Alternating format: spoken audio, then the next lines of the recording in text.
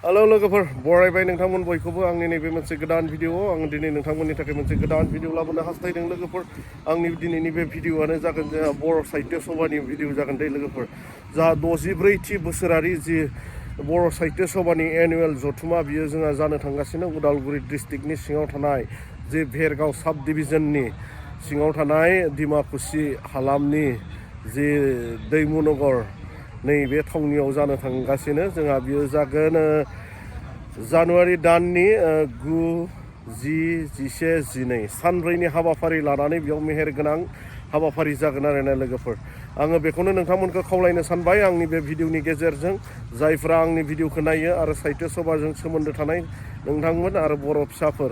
नोंथांमोना बे साहित्य सभायाव फैनो हागोन आरो बाहागो लाफैदो रंजा बाजा नोंथांमोनाबो हेफाजाब होफैयो आरो बर' साहित्य सभाखौ जोङो थुलुंगा होनांगोन आरो हेफाजाब होनांगोन लोगोफोर आरो जोंहा बिनिनो प्रिपेरेसन खालामबाय थादों गोबां खामानिफोरा दासिमबो मावफुंजायाखै आद्रा जानानै दङ दिनै जोंहा जानुवारि दाननि 7 अक्ट' जोंहा साननैनि उनावनो बे हाबाफारिया जाफुंनो थांगासिनो आरो जोंहा दायो बेयाव माखासे खामानिफोर मावफुंनो दंबावो आरो बेखौ मावबाय थादों आरोना आङो बेखौनो नोंथांमोननो गुवारै दिन्थिलांगोन दे लोगोफोर नायलांबाय था आरोना जोंहा बेयाव माबायदि दिनैनिफ्रायनो आरो गोबां मानसिफोरा बेयाव बाहागो लाफैदों आरो एक्सप'आ जोंहा मैयानिफ्राय अपेनिं जाबाय होननानै जोङो मिथिनो मोन्दों आरोना लोगोफोर आङो दिन्थिलांबाय थागोन नायलांबाय था नोंथांमोना आंनाव नुदोंना आइ लाभ डिमाकुसि बेनिफ्राय आरो जोंहा नै बिथिं पुरा रिहार्सेल खालामबाय थादों नैबेयाव नै आं एसे गोजाननिफ्राय लाबाय दे खाथियाव थांनो नाजागोन लोगोफोर नोंथांमोना नायलांबाय था आरोना आंजों लोगोसे फैफाबाय थादो आरो हानायसेबांखौ आङो एक्सप्लर खालामनो नाजागोन आरो जा एगजिबिसन जे एक्सप' बेयाव आङो थांनो नाजागोन आरो लोगोफोर जोङो थारमाने फैनो साननानै थांखि लादोंमोन नाथाय मा होनना बुङो सम मिलायैनि थाखाय फैनाय जायाखैमोन ओमफ्राय दिनै फैबाय बेनिफ्राय आरो जोंहा नै बिथिं मेन गेट दङ ओमफ्राय आरो नै बिथिं मेन गेटनि खामानियाबो दासिमबो जोबाखै नै बियो आन्डार कनस्ट्राक्सनाव दङ नै बिथिंबो बेनिफ्राय आरो जोंहा ओरैबायदि साजायदोंना मोनावबा बिराद मोजां नुगोन दे नैबे लाइट जोंनायफोरखौ मोनावबा बिराद मोजां नुगोन बेनिफ्राय आरो जोंहा नै बिथिं एगजिबिसन दङनो एगजिबिसनथिं एसे थांनो नाजानोसै आरो ना लोगोफोर ओरैबायदि रोहै बोहै मानसि जाबाय नायथिनो मिथिखायो जोंहाथ' गोबाङा बर' साहित्य सभा होनना बुङोब्ला गोबां अल आसामनि बर' सोद्रोमाफ्रा बेयाव बाहागो लाफैगोन दैदेनगिरिफोरा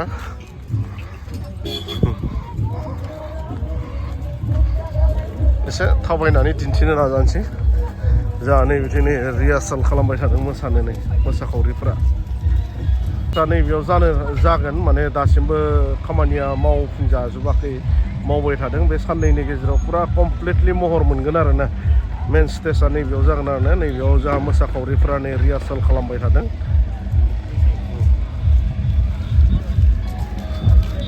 बेनिफ्राय आरो जोंहा नै बिथिं थागोन मा होनना बुङो एगजिबिसन ना बेयो एगजिबिसन टिकेट दाननाय जायोना जोंहा नैबे एगजिबिसनाव टिकेट दानाब्ला हाबनो मोननाय नङा दे लोगोफोर मा होनना बुङो एसे सोंनानै नायनोसै माबायदि फिस लादों एसे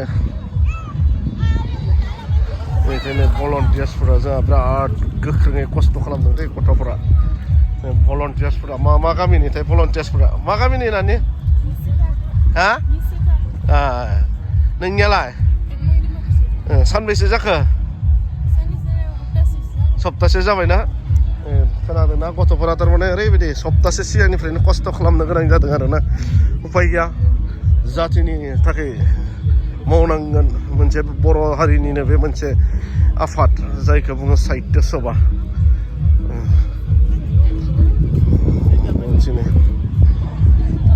जोंहा नैबेयाव एगजिबिसन आरो जोंहा नैबे एगजिबिसनाव हाबनो थाखाय माने बेयाव फिस होनो गोनां जायो दै फिसखौ बेसेबां करि लादों आंबो मिथिया ओमफ्राय आरो जोंहा नैबे मिडिया पार्सनफोर दङ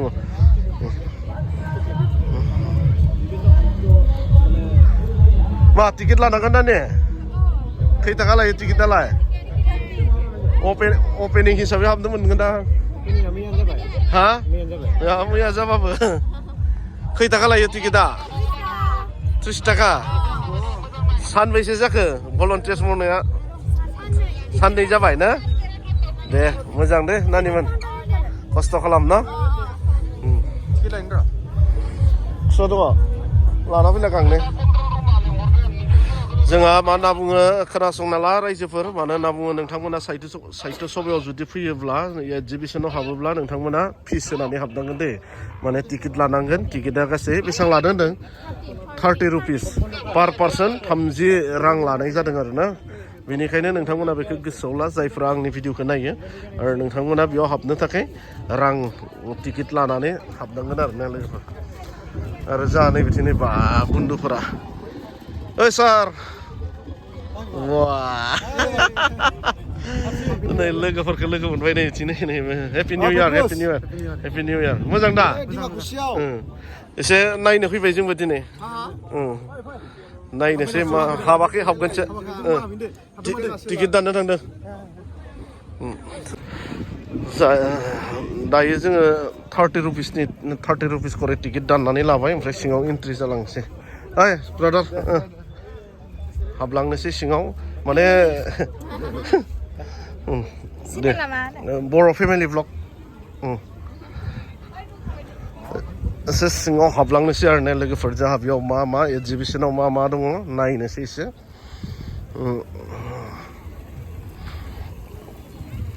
माने जोंहा बेयाव मा होनना बुङो 9 तारिखनिफ्राय जोंहा बे प्रग्रामा जाफुंगोन मानो होनना बुङोब्ला एगजिबिसनखौ मैयानिफ्रायनो माने अपेनिं खालामना होनाय जाबाय आरो ना गोबां मानसिफोरा बेयाव बाहागो लाफैदों आरो लाफैगोन अल आसामनि बर'जों लोगोसे गुबुन गुबुन हारि माहारिफोराबो बे हाबाफारियाव बाहागो लाफैगोन दे लोगोफोर नोंथांमोनाबो फै जायफ्रा आंनि भिडिअखौ नायो नोंथांमोनाबो बेयाव बाहागो लाफै खारन साहित्य सभायाव जोङो फैनांगोन नैबेयाव ओरैबायदि मोजां डेक'रेसन खालामदों मोनावबा ओरैबायदि मोजां नुगोन आरो ना बेफोरखौ बेनिफ्राय जोंहा दासिमबो प्रग्रामा 9 तारिखनिफ्रायसो जागोन नालाय माखासे दखानफोरा सफैजोबाखै अब्लाबो थारमाने एगजिबिसनखौ 6 तारिखनिफ्रायनो अपेनिं खालामना होबाय आरो ना गोबां बायदि बायदि दखान दङ मा दखान बेखौ फुललि उननि भिडिअआव दिन्थिनो नाजागोन दे लोगोफोर बिथिंसो फै नै बिथिं आरो सोरबाफोर मागोनि हिन्जावफोरनो दख'ना बायना होनो गोसोबा बायना होनो हागोन बेयावनो ओमफ्राय आरो गथ'फोरखौबो नै बिदि गेलेहोनो हागोन गथ'फोर गेलेहोग्राबो दङ बेयाव ओरैबायदि गिदिर मार्केट दे बेयाव सिङाव मुलिनिफ्राय लानानै ओरैबायदि बायदिसिना अनेक बुस्थु मोननो हागोन आरो सोरबा मागोनि शपिं खालामाखैबा जोंहा बे साहित्य सभायावनो फैनानै शपिं खालामफैनो हागोन दे गोबां मोननो हागोन बेयावनो बायजोबनो हागोन उन्दै गथ'फोरनि बिमाफोरनि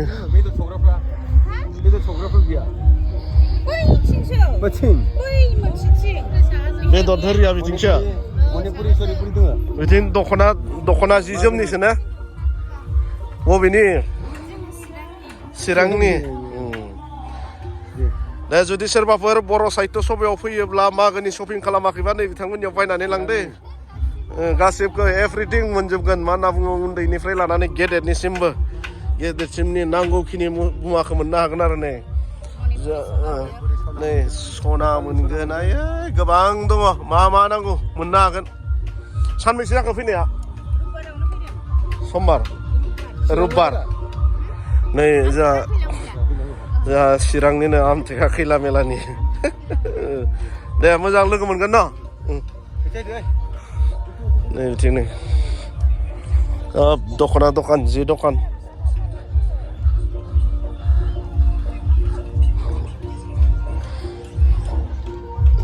माने आं बुंबाय लोगोफोर नोंथांमोनखौ फोरमायबाय जोंहा साहित्य सभायावबो नोंथांमोना बिदि शपिं खालामनो हागोन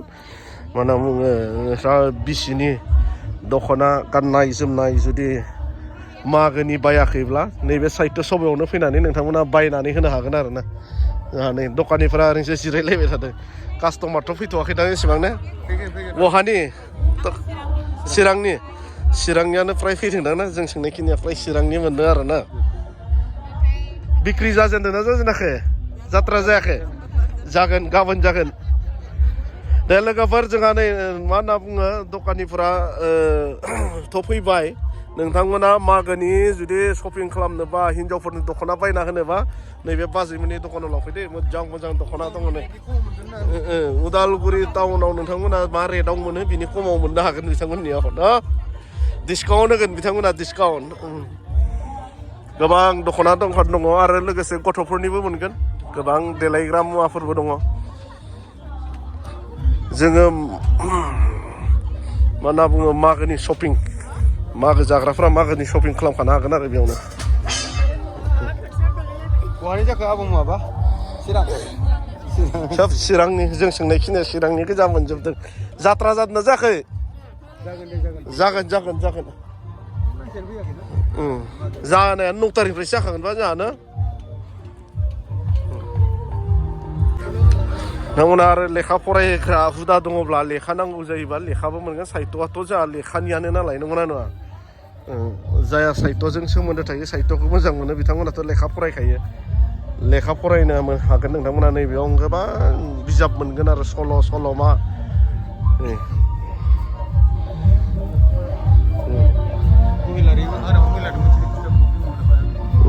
हाग्रामा महिलारि गोबां बिजाब मोनगोन नोंथांमोना बेनिफ्राय आरो नैबेयावबो गाखोनानै नोंथांमोना नायथिंनो हागोन दे नै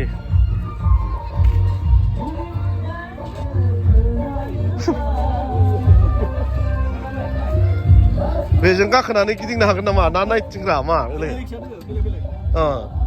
बेयाव गाखोनानै बेरायनो हागोन आरो ना नैबिदि सिस्टेमबो बनायनानै होदों जायफोरा थारमाने बेमारिबो थायो नालाय थाबायनो हायोना बिथांमोननि थाखाय सुबिदा खालामना होनाय जादों आरो ना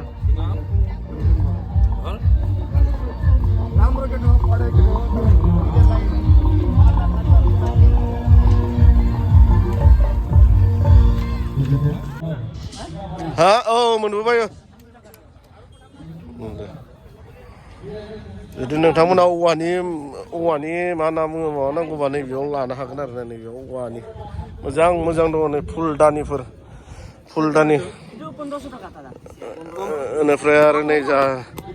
मा होनना बुङो फ्लाक्सबो दंबावो दै गुदुं बेथ' गरम থাকিব ना पानि गरम থাকে ना औवानि फ्लाक्स 400 टाकानो होनो औवानि फ्लाक्सआ एक्जिबिसन ओरैबायदि गिदिर बनायदों ना एक्जिबिसना गिदिंख'नो हाया सेन्ट्रेल मलनिफ्रायबो देरसिन जाबावगोन जोंहा बेनिफ्राय आरो नैबिथिं खोलाहा दङ जोंहा बर'नि ट्रेडिसनेल माखासे बर'आ माबायदि रायजो जायो बिनि सोमोन्दै दिन्थिनाय दङ दे खोलाहा खिन्थु आङो बिथिं हाबहैनाय जायाखै लोगोफोर आरो जोंहा बेयाव कालचार स्टेजबो दङ कालचार प्रग्राम जायो एसे हाबनानै दिन्थिनो नाजागोन र' नोंथांमोना सिरि बिराद गाजा माथो नोंसोरो ना खबर होआ माथो नोंसोरो ना खबर होआ मा होआ फैयोना सिरि ना जाले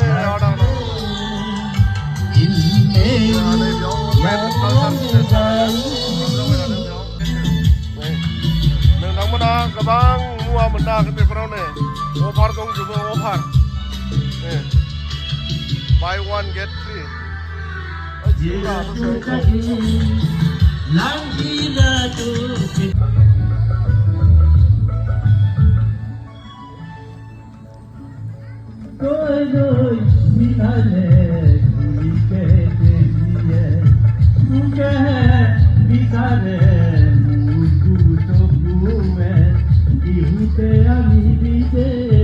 মনরে কথাবোৰ কবলৈ বিহুতে আহিবি দে মনরে কথাবোৰ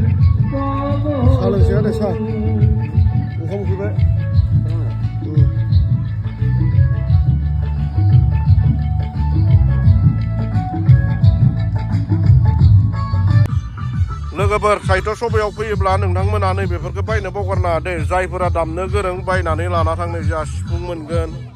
सेरजा मोनगोन बेनिफ्राय आरो जोंहा बाथौ गोजौआवबो दङ नै मा होनना बुंगोन बेखौ सेरजायानो बेफोरबो बेनिफ्राय आरो जायफोरा बाथौ सिबियारि बाथौ खुलुमग्राफोर नोंथांमोना नैबेखौबो बायनानै लांनो हागोन न'आव साजायनो थाखाय आरो ने मोजां नङा ओरैबायदि जि जोम दखान दं दखाननियानो दख'ना दखानाथ' हिसाब गैयै दख'ना दखान दङ सोरनियाव बायनो गोसो बायनो हागोन আজিকালি नैबे दखानखौ आङो एसे नोंथांमोननो दिन्थिनो जायफोरनो शेयार जानांगौ नोंथांमोना नैबेयाव फैना लांफैनो हागोन नै आरो बिथांमोना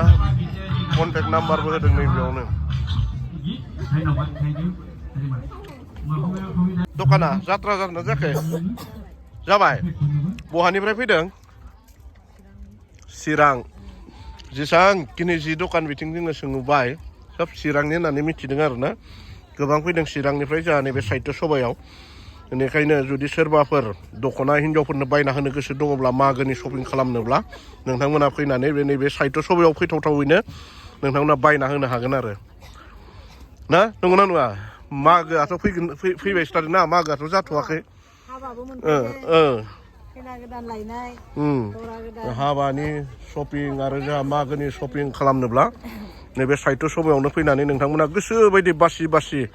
नायनानै लांनो हागोन आरो गोबां दखान दङ जोंहा बर' आइजोफोरनि दे बाजैमोना चिरांनिफ्राय फैदोंनो नोंसोरबो चिरां लकेल मा गामि खाग्राबारि नै बिथांमोना लकेलनि जाहैबाय जोङो फ्राय दख'ना दखान मार्केटखौ गिदिंबाय खिन्थु चिरांनि बांसिन खोनादों आरो जोङो दखानिफोरखौ दे थाथ' बाजै ना जोंहा अन दा स्पट जायगायावनो हेबनाय दिन्थिनो नै हेबनानै फानदों नांगौ जायोबा लांनो हागोन ने दाला सान्द्रै खबाय बेनिफ्राय आरो फिथा गुन्दै सालिग्रा गासिबखौबो मोननो हागोन आरो नैबेयाव नोंथांमोननि मेगन सिगाङावनो हेबनानैबो लांनो हागोन ने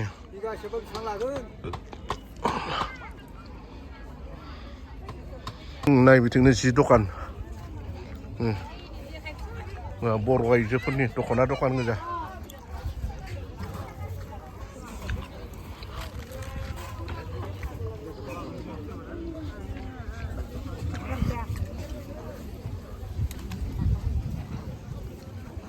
जोंहा नै बिथिं जाहैबाय डाइनिं हल दे नैबे साइडजों डाइनिं हलनो जायफ्रा एगजिबिसनाव बेयाव जोंहा बजार होदों बिथांमोननि थाखाय जानाय आहार दैथि होनाय जायो जोंहा नै मिडिया पार्सन बिथाङा आदायाबो दंफैखायो थाफैखाबाय दा थायाखै थांलाय फैलाय खालामगासिनो दङ निउसाव होबायानो था सानसेयाव मोननै मोनथामो मोजां जादों बरिया ना दे लोगो मोनगोन आदा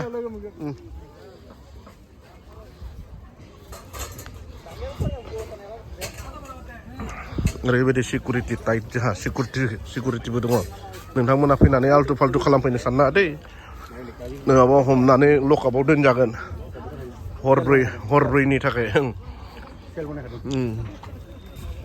जियालबो दङ जोंहा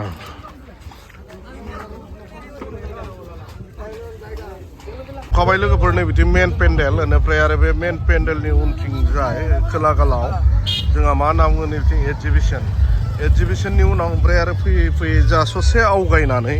जोंहा नै बिथिं जाहैबाय मा होनना बुङो जेनेरेल मार्केट ना लोगोफोर ओमफ्राय नैबेथिं जाहैबाय जोंहा जेनेरेल मार्केटआ नैबेयाव जाहैबाय नुदोंना नैबेयाव जेनेरेल मार्केटआ जागोन आरो ना लोगोफोर खिन्थु आङो थांनाय जायासै दे लोगोफोर बिथिं बिराद गिदिर जेनेरेल मार्केटआबो एगजिबिसनखौथ' जेनेबा आङो दिन्थिबाय हानायसेबांखौ नोंथांमोननो जेनेरेल मार्केटआथ' ओरैबायदि गिदिरखा नै सिङाव हाबैबाथ' आरो माबायदि नै जोबनोनो थाङा आरो अनेक गोबां दुखान मोनगोन गोबां आइटेम मोनगोन आरो नोंथांमोना नैबेयाव फैनानै इन्जय खालामफै लोगोफोर आरो लोगोसे साहित्य सभाखौ नोंथांमोना सापर्ट खालामनाय जागोन दे लोगोफोर नुबाय दा नै बेनिफ्राय आङो दायो ओंखारलांनोसै लोगोफोर हानायसेबांखौ नोंथांमोननो दिन्थिबाय